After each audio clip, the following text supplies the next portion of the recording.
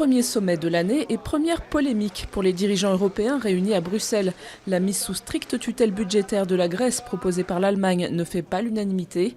Officiellement, le sommet devait être consacré aux moyens de relancer la croissance et l'emploi en Europe et la finalisation de l'arsenal anticrise. Mais le sort d'Athènes s'est de nouveau invité dans la discussion. En marge du sommet, la capitale belge comme le reste du pays tourne au ralenti pour protester contre l'austérité en Europe.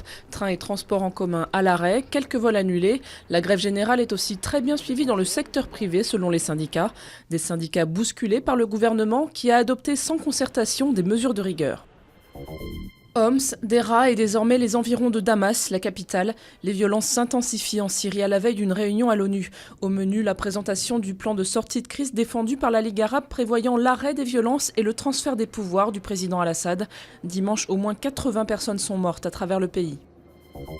Plus 22% en 2011. En France, le commerce en ligne connaît une progression haut débit.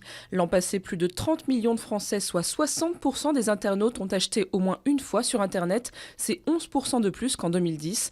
En moyenne, chaque consommateur a dépensé 1 250 €.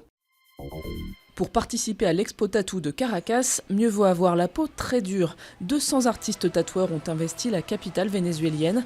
Du simple piercing à la pendaison au bout de crochet, il y en a pour tous les goûts, même les plus extrêmes.